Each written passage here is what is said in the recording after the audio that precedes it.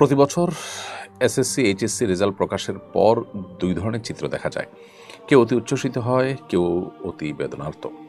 Result ভালো না হলে অনেকে আত্মহত্যা পর্যন্ত করে। বিষয়টাকে আপনি কিভাবে মূল্যায়ন করবেন? খুবই গুরুত্বপূর্ণ একটি প্রশ্ন। আজকের লাইভের সবচেয়ে গুরুত্বপূর্ণ প্রশ্ন আমার কাছে এটি মনে হচ্ছে, কারণ অতি সম্প্রতি আমরা দেখেছি যে এসএসসি পরীক্ষার ফলাফল প্রকাশ হয়েছে এবং যথারীতি সমস্ত পত্রপত্রিকায়, গণমাধ্যমগুলোতে বেশ গুরুত্বের সাথে ভালো ফলাফল যারা করেছেন তাদের পাশাপাশি তাদের মা বাবার উচ্ছ্বাস, আনন্দ, উল্লাস, তাদের নাচানাচি, তাদের আনন্দে আত্মহারা হওয়ার চিত্রগুলোকে ফুটিয়ে তোলা হয়েছে।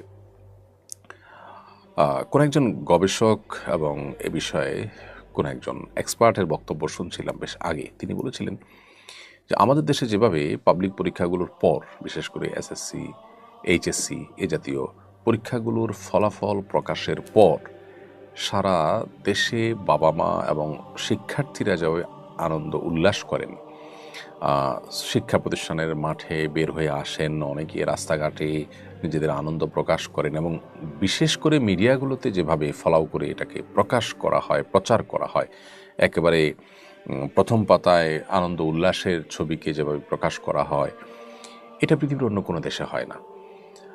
অর্থাৎ একটা পাবলিক পরীক্ষাকে নিয়ে এত মাতামাতি করা, বিশেষ করে এটার ফলাফলকে নিয়ে এত মাতামাতি করা, এটা আসলে অতিমাত্রাই হয়ে থাকে। এখানে দুই দিক থেকে সমস্যা আছে। এক হলো, এটাকে যখন আমরা একেবারে সকল সফলতার চাবিকাঠি টাইপের বিষয় মনে করি, তখন যারা পরীক্ষায় কোনো কারণে ফলাফল কাঙ্ক্ষিত করতে পারেন না, খারাপ করেন, তারা বিমর্ষ হয়ে পড়েন, ভেঙে পড়েন এবং অনেকে আত্মহত্যার পথে পা বাড়ান। এই যে খারাপ হলে আত্মহত্যার পথে পা বাড়ানো এবং ভালো হলে আনন্দে আত্মহারা হয়ে যাওয়া, এই দুটোই আসলে আমাদের আচরণগত সমস্যা এবং দৃষ্টিভঙ্গিগত ত্রুটি থেকেই এই পর্যায়ে চলে আসা। আমরা এত বেশি বস্তুবাদী হয়ে গেছি এবং এত বেশি আমরা আপনার এত বেশি আমরা দুনিয়া পাগল হয়ে গেছি যে ক্যারিয়ারের জন্য একটা গুরুত্বপূর্ণ পরীক্ষা সন্দেহাতীতভাবে সেই পরীক্ষার ফলাফলকে আমরা এমনভাবে নিচ্ছি যে এটা আমার ডু অর ডাই এর মতো ব্যাপার। একজন ইমানদার, একজন পরকালে বিশ্বাসী, আখিরাতে বিশ্বাসী, একজন বাস্তববাদী মানুষ, তিনি জানেন যে এ ধরনের পরীক্ষায় ভালো ফলাফলের পরে তার চূড়ান্ত সুখ বা দুঃখ কিছুই নির্ভর করে না। আসলে প্রাথমিকভাবে এটা একটা সফলতা, সন্দেহাতীতভাবে এটা আনন্দের একটা কারণ, কিন্তু সে আনন্দে অতি উল্লসিত হওয়া এবং এটাকে নিয়ে অতি মাতামাতি করা কিংবা এটা নিয়ে ভেঙে একেবারে চুরমার হয়ে যাওয়া, এর কোনোটি কিন্তু আমাদের বিশ্বাসের সাথে সঙ্গতিপূর্ণ নয় এবং এটা বাস্তবতার সাথেও সঙ্গতিপূর্ণ নয়। দেখুন, অনেকে আছেন যারা এসএসসি, এইচএসসিতে অনেক ভালো ফলাফল করেছেন কিন্তু জীবনে তেমন ভালো কোনো জায়গায় যেতে পারেননি, ক্যারিয়ারে ভালো কিছু করতে পারেননি। আবার এর বিপরীতে অনেকেই এসএসসি, এইচএসসি অথবা সমপর্যায়ের পরীক্ষাগুলোতে যথেষ্ট খারাপ করার পরও তাদের জীবনে অনেক ভালো জায়গায় যেতে পেরেছেন এবং এ ধরনের ঘটনা যে খুব রেয়ার ঘটে তা নয়, আমাদের আশেপাশে আমরা অহরহ দেখতে পাবো।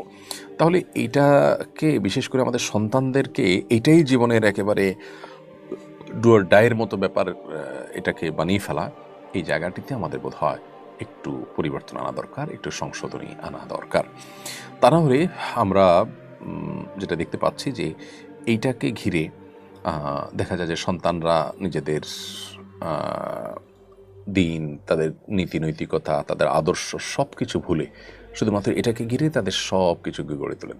অর্থাৎ বাবা মার কাছেও সন্তান জিপিএ 5 পেয়েছেন কিনা সেটা গুরুত্বপূর্ণ, মানুষ হিসেবে সে জিপিএ 5 পাওয়ার মতো কিনা, মানুষ হিসেবে সে প্লাস পাওয়ার মতো কিনা বা পাচ্ছে কিনা, সেটা দেখার কোনো চিন্তা মা বাবার মাথায় থাকে না। যার কারণে আমরা একটা শিক্ষিত সমাজ পাচ্ছি কিন্তু সভ্য সমাজ পাচ্ছি না, মানবিক সমাজ পাচ্ছি না, নীতিবান সমাজ পাচ্ছি না। তো এই শিক্ষিত সমাজ দিয়ে আমরা কি করব? এরকম শিক্ষিত মানুষের সংখ্যা দেশে বেড়েও আমরা দেশকে কি কাঙ্ক্ষিত জায়গায় নিয়ে যেতে পেরেছি? আমার দেশে চুরি, দুর্নীতি, দুই নম্বরি এই কাজগুলো কি কমছে না দিন দিন আরও বাড়ছে? অতএব এই জায়গাটাতে আমাদের মনোযোগ দেওয়া দরকার।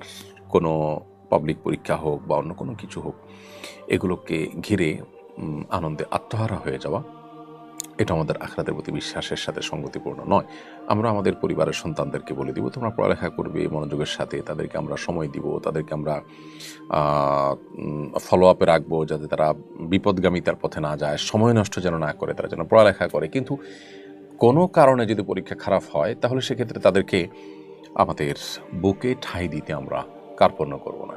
তাদেরকে ভৎসনা করে, তাদেরকে কোণঠাসা করে ফেলা এবং অন্য সন্তানদের সাথে, অন্য ছেলে মেয়েদের সাথে, অন্য শিক্ষার্থীদের সাথে, অন্য ঘরের ছেলে মেয়েদের সাথে তাদেরকে কম্পেয়ার করে তাদেরকে এক ধরনের যুদ্ধের মধ্যে নামিয়ে দেওয়া, এটা একেবারে অনুচিত। আমরা নিজেরা টাকা পয়সার মেশিন হিসেবে নিজেদেরকে বিবেচনা করি এবং সন্তানদেরকেও টাকা পয়সার মেশিন বানানোর জন্যই মূলত কাজগুলো করি। এই অতি ক্যারিয়ার ভাবনা আমাদের সে ভেতরকার বস্তুবাদের একটা চরম যে দুরবস্থা আমাদের ভেতরে বিরাজ করছে সেটাকে শুধুমাত্র প্রকাশ করে। বিধায় আমার মনে হয় এই জায়গাগুলোতে আমাদের নতুন করে ভাববার যথেষ্ট সুযোগ আছে যে এটা আমার সন্তানের জীবন মরণের মতো কোনো বিষয় নয়। সন্তান মানুষের মতো মানুষ হচ্ছে কিনা, সে নীতিবান হচ্ছে কিনা, সে সঠিক পথে আছে কিনা, সে আল্লাভীরু হচ্ছে কিনা, সে মানবিক হচ্ছে কিনা, তার ভিতরে মানবিক গুণাগুলি আছে কিনা, সেগুলোর পাশাপাশি সে এই একাডেমিক পড়াশোনা যেন ভালো করতে পারে সে চেষ্টা তার মধ্যে আছে কিনা, এগুলো আমরা দেখবো ইনশাআল্লাহ। এর বাইরে যদি সে উল্টাপাল্টা কোনো পথে চলে যায় তাহলে সেটা হবে আমার মাথা ব্যথার সবচেয়ে বড় কারণ। তো আশা করি যে আমাদের দৃষ্টিভঙ্গিটাকে আমরা পরিবর্তন করার চেষ্টা করব, তা না হলে আমাদের শিক্ষার্থীদেরকে, আমাদের তরুণদেরকে আমরা জাস্ট একটা প্লাস্টিকের জীবন উপহার দিলাম। তাদেরকে আমরা তথাকথিত ক্যারিয়ার নামে তাদেরকে একটা পাইপলাইনে দিয়ে আমরা প্রবেশ করে দিলাম, যেটা উন্নত পৃথিবীতে আমরা দেখতে পাচ্ছি যে ছেলেমেয়েরা প্রত্যেকেই যেন ওই বাবার মতোই খাওয়া পড়া এবং দুনিয়াতে বেঁচে থাকার জন্যই আসছেন, ক্যারিয়ারের জন্যই আসছেন। তাদের মধ্যে নীতি নৈতিকতা, আদর্শ, আল্লাভীরুতা, আল্লাহর কাছে জবাবদিহিতা, ঈমান, ইসলাম, আকিদা, বিশ্বাস, আখলাক, এই বিষয়গুলো তাদের কাছে একেবারেই গুরুত্বহীন বিষয়।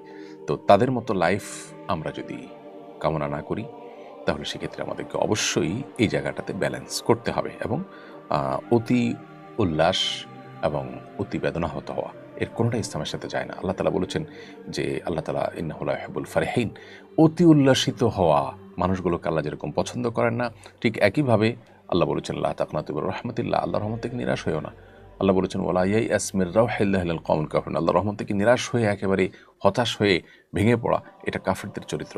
ইমানদার দেয়ালে পিঠ ঠেকে যাওয়ার পরও তিনি আল্লাহর প্রতি আশা হারাবেন না।